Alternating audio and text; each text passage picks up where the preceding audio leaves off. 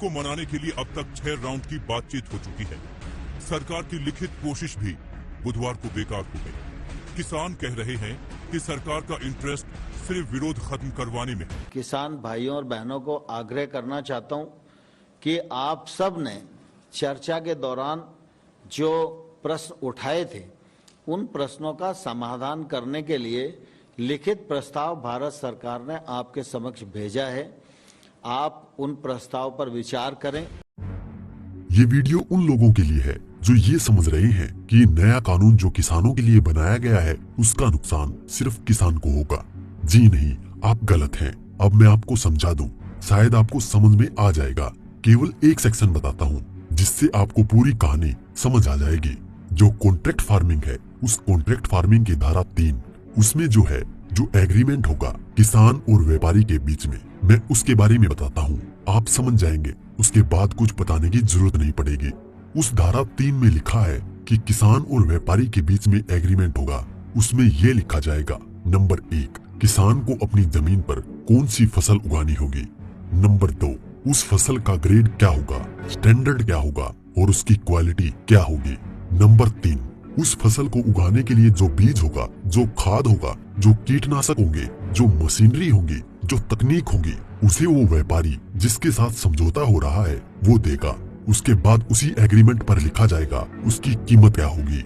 जो फसल उगाएगा, जब फसल पक के तैयार हो जाएगी तो किस कीमत पर व्यापारी खरीदेगा, ये भी लिखा जाएगा। साथ में ये भी लिखा जाएगा कि इस फसल की कितनी बार चेकिंग होगी। तो बोते समय जब फसल बढ़ रही होगी उस समय, और जब फसल कट के व्यापारी खरीदेगा उस समय, 3 समय उसकी चेकिंग होगी।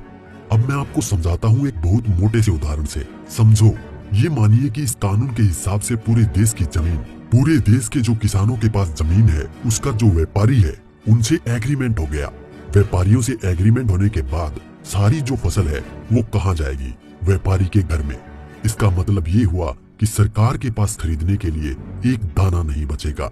सारी की सारी फसल व्यापारी खरीद के ले जाएगा। और व्यापारी कितनी फसल खरीद सकता है, पहले उस पर प्रतिबंधता थी। अब आवश्यक पशु अधिनियम से वो बैरिकेड हटा दिए गए हैं। यानी कि जो एक लगा रखा था बैरियर कि इससे ज्यादा नहीं खरीद सकते, लिमिट लगा रखी थी, लिमिट को खत्म कर दी। इसका मतलब व्यापारी जितनी चाहे फसल खरीद के अपने गोदाम में रख सकता है। अब मानिए कि पूरी फसल किसान से व्यापारी के घर चली गई, तो आप थोड़ा सा पीछे आइए। 2013 में इस सरकार ने संसद में कानून बनाया था इस देश के गरीब लोगों के लिए। 82 करोड़ गरीब लोगों के लिए नेशनल फूड सिक्योरिटी एक्ट यानी राष्ट्रीय खाद्य सुरक्षा कानून के तहत 82 करोड़ लोगों को 3 रुपए किलो चावल, 2 रुपए किलो गेहूं और 1 रुपए किलो मोटा अनाज देना था। अब मैं आपसे सवाल पूछता हूँ, अब समझिए, आप सब कुछ जब सारा अनाज व्यापारियों के पास चला गया, सरकार के पास कुछ नहीं है, तो सरकार इन 82 करोड़ लोगों को कहां से अनाज दिलाएगी, पहले तो ये बताएं। इसका मतलब जो 82 करोड़ गरीब सरकार की मदद पर निर्भर था वो खत्म हो गया। मतलब आप कह रहे हैं कि किसानों के खिलाफ बिल है, किसानों की भलाई की बात कर रहे हैं, किसानों के खिलाफ लोग समझ रहे हैं। नहीं, ये पूरे देश के खिलाफ है। इससे 82 करोड़ गरीब खत्म। देश में 5 लाख जो राशन की दुकानें हैं वो भी खत्म। 5 लाख राशन की दुकानों में कुछ रोजगार भी मिलता होगा, वो भी खत्म। अब इसके बाद आप आ जाइए कि जब किसान को सारी चीजें, जो खाद भी है, बीज भी है, कीटनाशक भी है, मशीनें भी हैं, तकनीक भी है, वो व्यापारी जिससे समझौता हुआ है वो ही देगा। तो जो व्यापारी ये काम करते हैं, कोई खाद बेचता है, कोई बीज बेचता है, कोई मशीन बेचता है, तो कोई कीटनाशक बेचता है, वो व्यापारी भी खत्म। तो आपने व्यापारी खत्म कर दिए, गरीब मजदूर खत्म कर दिए, और किसानों को आपने बंधक बना दिया, मजदूर बना दिया, गुलाम बना दिया। कैसे? अब मैं बताता हूँ। जब किसान की जमीन पर एग्रीमेंट हो गया तो किसान चाहकर भी अपनी जमीन में मानो मक्का बोए हुए है, मक्के से एक बूटा तोड़ के नहीं खा सकता। आज की तारीख में तो खेत में जाओ और एक नहीं 10, 20, 50 जितने बूटे तोड़ के खाने हैं खाओ, खूब सेक के रिश्तेदारों को भी ले जाओ। साथ में गन्ना अगर बो रखा है, एक गन्ना नहीं खा सकता। क्यों? क्योंकि व्यापारी से समझौता है। अगर एक गन्ना टूट लिया तो फिर उसके बाद व्यापारी से लड़ते रहो, आप एसडीएम के यहाँ, एडीएम के यहाँ। मतलब ये है कि अपनी ही जमीन पर किसान अपने लिए, अपने बच्चों के लिए अगर मन करता है, जो फसल किसानों ने उगाई है, किसानों की मेहनत है, उसमें से एक दाना नहीं ले सकता। ऐसे कानून का क्या करेगा किसान? और इस कानून ने व्यापारी खत्म कर दिया, इस कानून ने मजदूर खत्म कर दिया, और साथ में जो किसान है, किसान को इतनी भी मोहलत नहीं दी गई। आज की तारीख में तो किसान किसी भी जगह से दूर जाकर यहाँ से ठीक नहीं मिला तो वहाँ से ले, वहाँ नहीं मिला तो वहाँ से ले, यहाँ से कम नहीं मिला तो यहाँ से ले। खाद और बीज अपनी मर्जी से ले सकता है, इसके बाद नहीं, इसके बाद तो व्यापारी ही देगा। इसका मतलब ये हुआ कि चंद व्यापारियों के हाथ में पूरा देश जाने वाला है, और जब व्यापारी के साथ में समझौता हो गया तो कोई भी बैंक किसान को लोन नहीं देगा।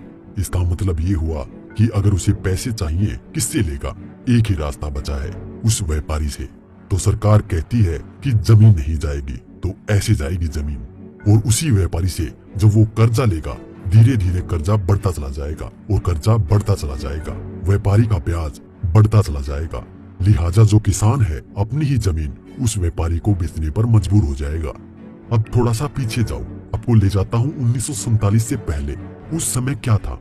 इस देश में जो साहूकार होते थे वो ऐसे ही करते थे। किसान को पैसा दिया, वो पैसे पे इतना ब्याज पर ब्याज पर ब्याज पर ब्याज किसान की पीढ़ियां गुजर जाती थी, कर्ज नहीं उतरता था, और सारी जमीन जो है वो साहूकार के यहाँ पे चली जाती थी। मदर इंडिया और धर्मेंद्र जी की गुलामी जैसी फिल्में देखे आप, और अगर पढ़ना हो तो गोदान पढ़ो मुंशी प्रेमचंद जी की। पहले वो अपनी ही जमीन पर बंधुआ मजदूर बनेगा, उसके बाद में अपनी ही जमीन बेच जाएगा। ये है इस कानून का परिणाम जो आगे तक नजर आता है। इसलिए ये कानून पूरे देश को तबाह करने वाला है। अब एक चीज और रह गई, उसे भी बता दूं। जो मध्यम वर्ग के लोग जो आज रोटी खा रहे हैं, जब व्यापारी सारा अनाज अपने गोदामों में बंद कर लेगा तो वो जो आज उसने लिया, जिस दाम पे उससे 6 गुना 7 गुना 8 गुना दाम पर बेचेगा। तो जो मध्यम वर्ग के लोग जो घरों में बैठे हैं, उनको इस आंदोलन में बाहर आना चाहिए। जो अनाज, ये आटा 20 रुपए से 25 रुपए 30 रुपए किलो मिल रहा है, वो ही इस कानून के लागू होने के बाद वो आटा, वो अनाज उन्हें 50 से 6 गुना दाम पर मिलेगा। 100 रुपए 125 रुपए 150 रुपए किलो मिलेगा। तो असर किस पे पड़ेगा? एक भी व्यक्ति नहीं बचेगा जिस पर इस कानून का असर ना पड़े। इसलिए मैं कहता हूँ कि ये किसानों के विरोध में नहीं है, देश को तबाह और बर्बाद करने के लिए है। इतना सब कुछ पता होने के बाद भी अगर आप किसानों का साथ नहीं देते हैं तो आगे आपकी मर्जी। बने रहिए मुंबई सहारा न्यूज़ के साथ में। हम आपको मुंबई के हर एक इलाके की सच्ची और सटीक खबर ले आएंगे। आप हमारे चैनल को सब्सक्राइब करना ना भूलें। अपने कमेंट ज़रूर दीजिए। आपके इलाके में या आसपास किसी भी तरह की कोई शिकायत या समस्या हो तो अपने वीडियो ज़रूर हमें शेयर कीजिए। तब तक के लिए दीजिए मुझे यानी मुबारक शेख को इजाज़त। नमस्कार।